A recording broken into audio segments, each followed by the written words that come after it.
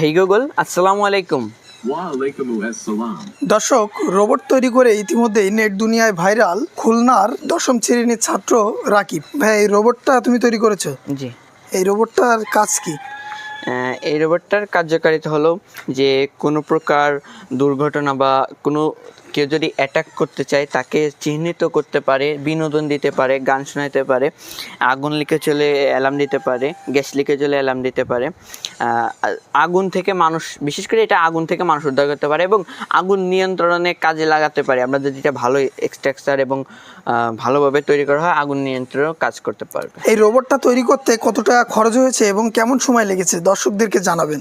এটা মূলত সময় লাগছে অনেক দিনই, কারণ আমি 500-1000 আস্তে আস্তে জমিয়ে স্কুলে টিফিনের টাকা এবং সব কিছু জমিয়ে আস্তে আস্তে তৈরি করছি। সেজন্য এটা সময় লাগছে 6 মাসের মতন এবং এটার খরচ হয়েছে 60 থেকে 70,000 টাকা। আমি আনুমানিক বললাম, কারণ এটার ধারণা মূলত টাকা 1000-2000 যেরকম খরচ হয়েছে, আমি কিছু আনুমানিক ধারণা বললাম। আচ্ছা, দর্শকদের এই রোবটের কিছু কার্যকারিতা দেখাবেন? আচ্ছা, অবশ্যই।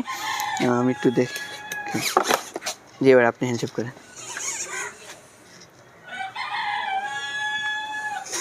হেই গুগল, আসসালামু আলাইকুম।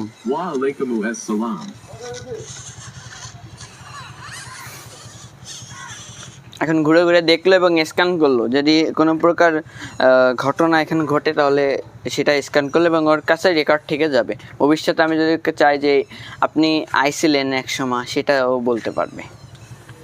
আপনি যদি 1 সপ্তাহ বা 2 সপ্তাহ পরে আসেন, সর্বোচ্চ 1 সপ্তাহটা রেকর্ড থেকে ওইটা আপনি বলতে পারবে। এই 1 সপ্তাহের মধ্যে কি কেউ এসেছিল? না, এটা অনেক দিন ধরেই এখন, মানে যেহেতু এই রোবট তো নিজে নিজে চলতে পারে। হ্যাঁ, আপনি যদি একটু দেখাতেন চলাফেরা। অটো অন আছে, মানে অন আছে। এখন যদি আমার সামনে যাই, আচ্ছা, সামনে কোনো কিছু পড়লে সে কি রাস্তা ভেদ করে অন্যদিকে চলতে পারবে? হ্যাঁ, এই গুগল ম্যাপের সাথে অ্যাড আছে এবং নিজেও চলতে পারে।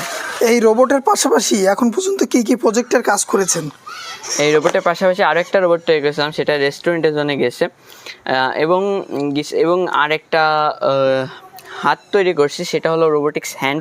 যাদের হাত নাই বা কোনো দুর্ঘটনায় হাত হারিয়েছে, মূলত তাদের উদ্দেশ্যের জন্যই বানানো, যাতে তারা সাশ্রয় মূল্যে এবং তারা বাংলাদেশের জন্য পায়, সেটার জন্য আমি কাজ করতেছি।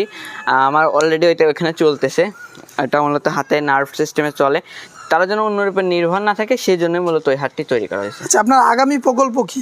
আমার আগামী প্রকল্প হচ্ছে বর্ডার নিরাপত্তা ক্ষেত্রে একটি ড্রোন, সেটা নিয়ে অলরেডি কাজ চলতেছে এবং একটা আরও রোবট তৈরি করার ইচ্ছা আছে এবং রোবোটিক্স হ্যান্ড আরও অনেক কিছু তৈরি করার ইচ্ছা আছে। মূলত এখানে আর্থিক সহযোগিতা ভীষণ ব্যাপারটা, মূলত রোবোটিক্স একটা ভীষণ বড় সাইট, সেখানে মিলিয়ন টাকা খরচ করে বাইরের দেশে তৈরি করে, বাট আমাদের এখানে হচ্ছে আমরা সর্বোচ্চ 1 লাখ টাকা তার উপরে পাই না, কারণ এখানে অনেকটা ইনভেস্টের প্রয়োজন আছে যাতে আমি আরও এগিয়ে যেতে পারি, কিন্তু সেটা সম্ভব হচ্ছে না।